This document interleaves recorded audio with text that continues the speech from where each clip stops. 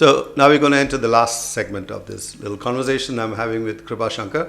As I mentioned in the beginning, and you may have just missed it in the middle, he's a man of many parts, entrepreneur, net visionary, I could say. He's also very keen on life in general, makes observation, a whole bunch of things in his blogs. And he's also a farmer. And that last little bit is where we stopped at the end. So let me just get back to him. I just want to know one thing. They say it takes only 2-3 weeks to make somebody who works train how to say hello and hello, I'm Warner, whatever new false name they use in India. But it takes 4-5 generations for a farmer to realize when to plant, when to put your seeds into it, So are we in danger of killing off that fantastic trade just to make some quick bucks? Actually not, Madhav. So I've realized the last 1.5 years that agriculture is like any other profession, right? If you put your heart into it, and all you need to do is just get that knowledge out and start doing it. But will you become an expert? No, that's going to take some time. So the point here is that I think we got to use the best places, whatever places that you can get knowledge from, you got to tap into it.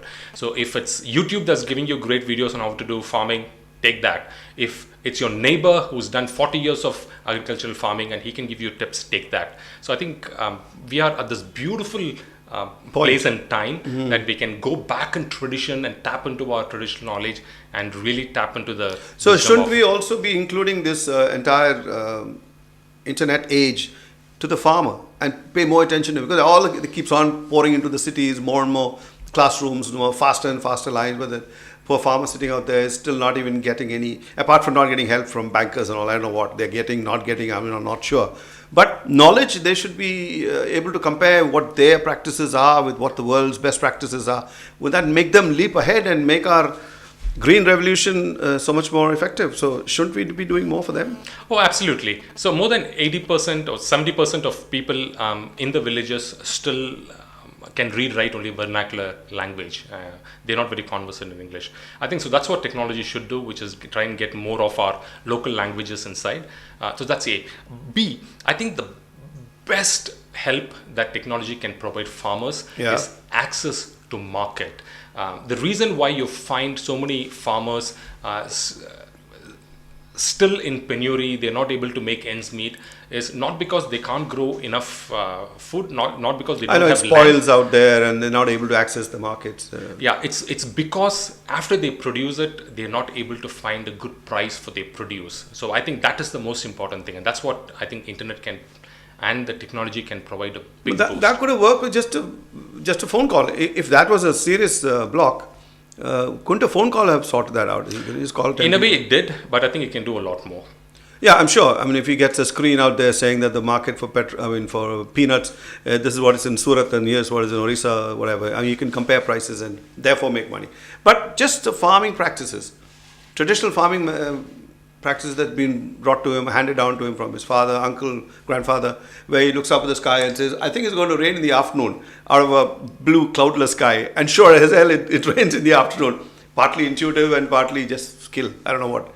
Those kind of things may get lost if everything is digitized. What do you think? Well, too bad, right? Some of these will eventually die, and you can't help much.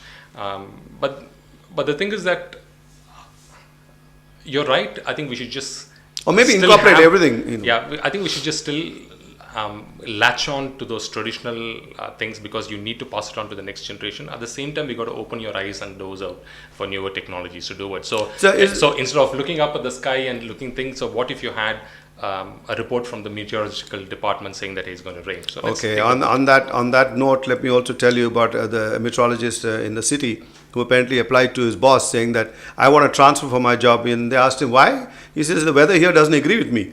So you know what that is. He forecasts rain. It is brilliant sunshine in the afternoon. So a meteorologist is as far away from the truth as that poor farmer also. But I see your point that you must give them better access to knowledge and therefore increase their money. But do you think in your own case, having seen your family, you said you came from a rich and successful agricultural family.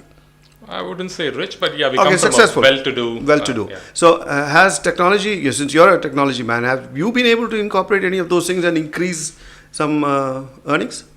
Well, definitely. I mean, so it's in the process of being implemented. So it could be technology even in terms of having a machine that will plant paddy instead of manually bending over and doing it. So we've already seen technology play a superb role in harvesting. What would take a couple of days now gets done in half hour of harvesting your paddy. So one is in physical machinery. Planting is backbreaking work. That's right. And the second one is also using internet as a way to bypass the middle guy who eats most of the profits. True. So the farmer sells it directly to the buyer, which is a hotel owner who needs rice and wheat. So you just sell it directly to him. That way you make a bigger profit. That's a very good point. But do you think technology will make farming an attractive profession and draw away people who just sit and sit around in the cities and just have a drink? It will absolutely not, right? So you need to have that passion for it, and you need to have that longing to get back